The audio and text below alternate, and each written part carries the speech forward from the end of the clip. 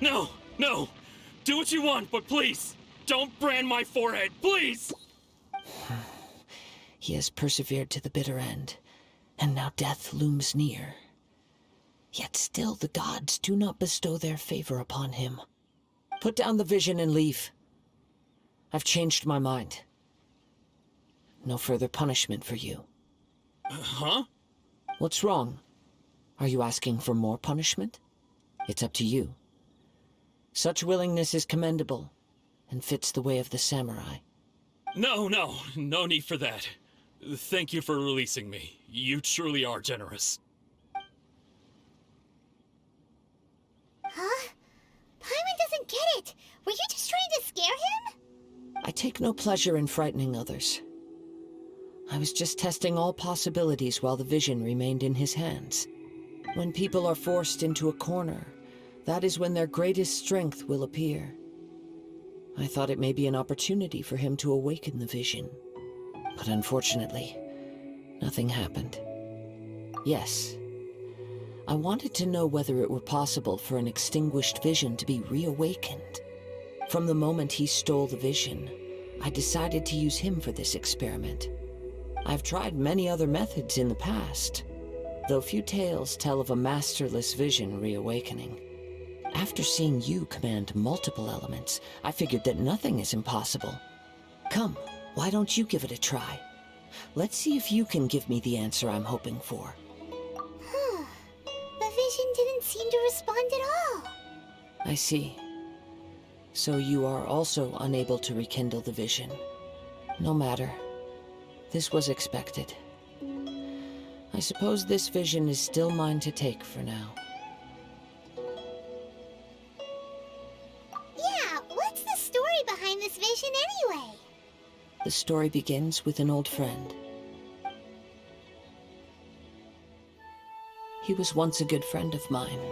One day he asked me about a sword art of which he had heard, the Musono Hitotachi. I told him it can only be witnessed when divine punishment is administered. It is the pinnacle of the Raiden Shogun's skill, a symbol of ultimate power. But he replied, there must be one who can withstand it. There will always be those who dare to brave the lightning's glow. Then, the Vision Hunt decree arrived. People's aspirations were stripped away as the Raiden Shogun began to construct her ideal of eternity. While I was fleeing from place to place, I heard that my friend had challenged the Vision Hunters to a duel before the throne. A solemn yet brutal challenge. The defeated face divine punishment, while the victors gain a second chance. Perhaps he thought he of all people should make a stand. Coming face to face with the Musono Hitotachi was all that he truly desired, after all. When I arrived at Tenshukaku, the duel was over. I heard his sentence of divine punishment, his severed blade hitting the ground. Perhaps that was the glory he had yearned to witness. In his last moments, what expression was on his face? Before I knew it, I had stepped forward and snatched the dying vision and was running from the scene. All I knew was that I mustn't let his hope, which burned so brightly, become buried among the ice-cold statue of a god. Perhaps one day, I may come to find that all I have done is meaningless. But as a wandering samurai, I find meaning in traveling and the sprawling beauty of nature that lies along the way, while still retaining the warrior way in my heart. Kazuha! It's just another way of saying I do as I please. All right then, it's time we returned. Allow me to gather the wind for us once more. Huh? Did Beto leave already? Maybe she went back to her ship. If you're looking for the captain, she was summoned by Lady Ningguang. It seems that the Crux clash got out of hand this time and has attracted her attention. Captain Beto was muttering something about Ningguang being a stick in the mud as she headed off to Liyue Harbor. It's not unusual for those two to be at odds with one another. But still, Captain Beto was disappointed she didn't get to witness the crowning of the new champion. She had been looking forward to it for quite some time.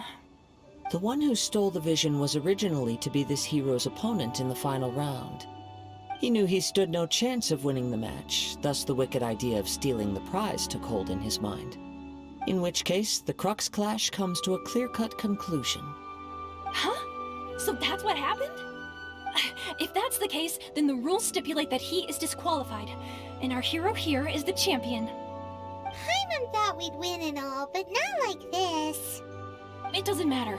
As the saying goes, honor given is honor deserved. Now, let me go prepare the champion's medal to award you. Yes, I believe so. Though Captain Beto is no longer present here, I'll be sure she receives word of it. She is a woman of her word. But the voyage to Inazuma is a treacherous one. You will be plagued by a perpetual tempest the entire trip. In fact, the relentless rain and wind are also an embodiment of the Raiden Shogun's will to close the nation. Hold on a second. You're saying she can change the weather just with the power of her mind? Let us not forget that this is one of the 7 Archons. If Liyue's Morax could form Guyun's stone forest by casting down his stone spears, then it should come as no great surprise that the Raiden Shogun is capable of summoning an eternal tempest.